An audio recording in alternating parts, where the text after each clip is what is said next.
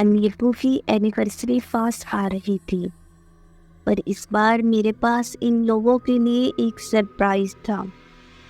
امی ابو ہمیشہ ہمارے اسپیشل ڈیز کو اور اسپیشل بنانے کے لیے نہ جانے کتنی محنت کرتے ہیں، تو اس سال میں نے ان کے اسپیشل ڈے کو تھوڑا اور اسپیشل بنانے کے لیے کچھ سوچا تھا۔ ان کی اینیورسری ویکنڈ پر تھی۔ امی اور ابو کو پہاڑوں میں ٹریول کرنے کا بہت شوق تھا۔ دراصل پلان یہ تھا کہ ہماری ڈیسٹینیشن صرف مجھے اور میری چھوٹی بہن ارم کو پتہ تھا۔ ممی پاپا کے لیے یہ سب کچھ ایک سرپرائز تھا، تو میں صبح ہوتے ہی ممی پاپا اور ارم کو لے کر فیملی ٹرپ پر نکل گیا۔ میں نے اپنے موبائل پر لوکیشن ڈالی ہوئی تھی اور پاپا ڈرائیو کر رہے تھے۔ میں انہیں راستہ بتاتا جاتا، پاپا اس راستے پر گاڑی چلاتے جاتے۔ مما پاپا نے بہت ٹرائی کیا، پر میں نے اپنی لوکیشن نہیں بتائی۔ تقریباً 2 گھنٹے کی ڈرائیو کے بعد ہم مانسرا میں آ گئے تھے۔ ہم سب اپنے فیورٹ سانگز چلا کر گاڑی میں انجوائے کرتے ہوئے جا رہے تھے کہ تبھی ہمارے سامنے ایک ٹنل کراسنگ آئی، اور جیسے ہی ہماری گاڑی اس ٹنل کے نزدیک پہنچی، کچھ ایسا ہوا جس سے ہم لوگ کے دل دہک گئے۔ پہاڑ کے اوپر سے بڑے بڑے پتھر ہماری گاڑی کے ٹھیک سامنے آ کر گرے۔ پاپا نے مشکل سے بریک لگائی۔ ہم لوگوں کے ساتھ اس دن بہت بڑا حادثہ ہو سکتا تھا، پر ہماری جان بال بال بچی تھی۔ اس حادثے کے بعد پورا پلان خراب ہو گیا تھا۔ ہم سب بس کر واپس جانا چاہتے تھے۔ پاپا نے کچھ دیر کے لیے گاڑی سائیڈ میں لگائی اور پھر یو ٹرن لے کر واپس اسلام آباد کی طرف جانے لگے۔ اسی روڈ پر واپس جاتے ہوئے مجھے ایک سائن دکھا، اسلام آباد 130 کلومیٹر۔ پھر کچھ 15 منٹ بعد مجھے وہی سائن بورڈ پھر سے دکھائی دیا، اسلام آباد 130 کلومیٹر۔ مجھے لگا کہ شاید مجھے پڑھنے میں غلطی ہوئی ہے، پر پھر کچھ دیر بعد مجھے وہ سائن بورڈ پھر سے تیسری بار دکھا، اسلام آباد 130 کلومیٹر۔ ہم راستے پر چلی جا رہی تھی، لیکن اسلام آباد والے اس سائن پر کلومیٹر کم ہی نہیں ہو رہے تھے۔ میں نے پاپا سے گاڑی روکنے کو کہا۔ میں نے انہیں سمجھانے کی کوشش کی، پر کسی کو میری بات پر یقین ہی نہیں ہو رہا تھا۔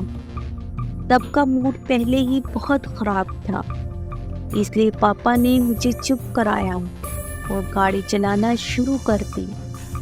کچھ ہی دور جانے کے بعد ہمیں دکھا کہ روڈ پر ایک بوڑھی سی عورت بیٹھی ہوئی فروٹ بیچ رہی تھی۔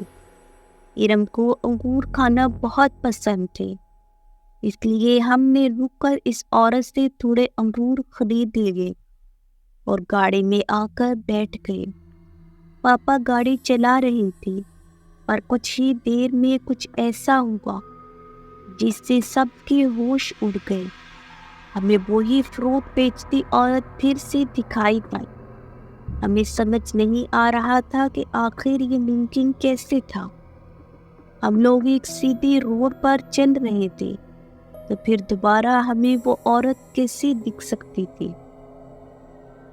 تبھی میں نے اپنے فون پر گوگل کیا، میپ چیک کیا، تو میپ کے مطابق ہماری گاڑی ایک ہی جگہ پر کھڑی تھی۔ ہمیں لگا کہ شاید اس روڈ پر نیٹ ورک کا ایشو ہے، لیکن ہم سب کو بہت عجیب لگ رہا تھا۔ پاپا نے گاڑی روکی اور اتر کر ادھر ادھر دیکھنے لگے۔ تبھی اچانک ہماری گاڑی کے شیشے پر ایک آدمی نے زوروں سے کھٹ کی۔ ہم ڈر گئے، پر میں نے گاڑی کی ونڈو کھول کر اس آدمی سے پوچھا کہ وہ کون ہے۔ اس آدمی نے مسکرا کر مجھ سے کہا، آپ لوگ اسلام آباد جا رہے ہیں؟ یہ راستہ تو نیچے گاؤں جاتا ہے۔ آپ یوں ٹرن لے لیجیے۔ اتنا کہہ کر وہ آدمی وہاں سے چلا گیا۔ پاپا نے ویسے ہی کیا جیسا اس آدمی نے کہا، پر پھر 15 منٹ کے بعد ہم لوگ اسی جگہ واپس آ گئے۔ پاپا نے پریشان ہو کر گاڑی روک دی۔ اب سب کی حالت بہت خراب ہو گئی تھی۔ تبھی پھر سے کسی نے ہماری گاڑی کے شیشے کو بجایا۔ ہمارے رونگٹے کھڑے ہو گئے جب ہم نے دیکھا کہ گاڑی کے باہر پھر سے وہی آدمی تھا جس نے ہمیں ابھی کچھ دیر پہلے ہی راستہ بتایا تھا۔ پاپا غصے میں گاڑی سے باہر نکلے۔ اس آدمی نے پھر سے مسکرا کر وہی کہا، آپ لوگ اسلام آباد جا رہے ہو، یہ راستہ تو نیچے گاؤں کی طرف جاتا ہو، آپ یوں ٹرن لے لیجیے۔ میرے پاپا کو غصہ آ رہا تھا، لیکن اس سے پہلے وہ کچھ کر پاتے وہ آدمی پاپا کی آنکھوں کے سامنے سے غائب ہو گیا۔ پاپا اور ہم سب کی آنکھیں پھٹی کی پھٹی رہ گئیں۔ وہ دوڑ کر گاڑی میں واپس آئے اور تیز سپیڈ سے گاڑی کو تھوڑا آگے لے گئے۔ ہم جس بھی سمت میں جا رہے تھے گھوم کر وہیں واپس آ رہے تھے۔ ہمیں سمجھ نہیں آ رہا تھا کہ ہم اس چکرویو سے کیسے باہر نکلے۔ ہمیں ابھی بھی وہ بوڑھی عورت بار بار دکھ رہی تھی۔ پاپا نے ہمت کر کے اس بوڑھی عورت کے پاس گاڑی لگائی اور گاڑی سے اتر کر اس راستے کے بارے میں اس بوڑھی عورت سے پوچھنے چلے گئے۔ ہم سب بھی پاپا کے پیچھے پیچھے چل دیے۔ پاپا نے جیسے ہی اس عورت سے بات کرنے کی کوشش کی، وہ عورت جو پہلے ہمیں ہنس ہنس کر انگور بیچ رہی تھی، اب بالکل چپ ہو کر نیچے دیکھ رہی تھی۔ پاپا نے اسے کئی بار پکارا پر اس نے کوئی جواب نہیں دیا۔ تبھی پاپا نے اس عورت کے کندھے پر ہاتھ رکھا اور اچانک اس عورت نے جھٹکے سے پاپا کی طرف دیکھا۔ اس کے بعد جو ہم نے دیکھا وہ ہم آج تک نہیں بھول پائے۔ اس عورت کا آدھا جبڑا غائب تھا اور اس کے بچے ہوئے منہ سے خون ٹپک رہا تھا۔ پاپا نے چیختے ہوئے ہمیں گاڑی کے اندر بیٹھنے کو کہا اور تیزی سے گاڑی بھگائی۔ اس عورت کو دیکھ کر پاپا کی حالت اتنی خراب ہو گئی تھی کہ کچھ ہی دور جاتے ہی پاپا سے گاڑی کا کنٹرول چھوٹ گیا اور ہماری گاڑی ایک درخت سے جا کر ٹکرا گئی۔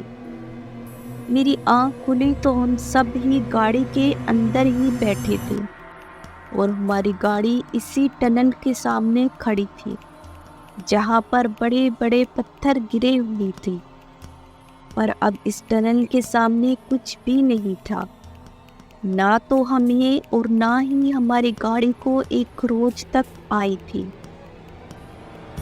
ہم سب کو لگنے لگا تھا کہ شاید ہمارے ساتھ جو کچھ بھی ہوا ہو وہ حقیقت نہیں تھی، اور تبھی ماما نے دیکھا کہ ان کی سیٹ کے پاس گلے سڑے انگور کے گچھے پڑے ہوئے ہیں۔ اب نے فوراً انگوروں کو گاڑی سے باہر پھینکا اور کسی طرح اسلام آباد کی طرف نکل گئے۔ ہم صحیح سلامت واپس تو گھر پہنچ گئے، لیکن اس دن کا ڈر آج بھی ہم سب کے ذہن میں بسا ہے۔ ہمارے ساتھ جو کچھ بھی ہوا وہ کیا تھا، یہ کیوں ہوا، ہمیں آج تک سمجھ نہیں آیا، پر ہم بس خوش قسمت ہیں کہ ہم صحیح سلامت واپس گھر آ گئے۔ ممی پاپا شاید اپنی اینیورسری کو کبھی نہیں بھول پائے اور نہ ہی مجھے اور ارم کو کبھی بھولنے بھی۔ اگر آپ کو یہ ویڈیو اچھی لگی تو ہمارے چینل داستان دنیا کو سبسکرائب کرنا بالکل مت بھولیں۔ شکریہ۔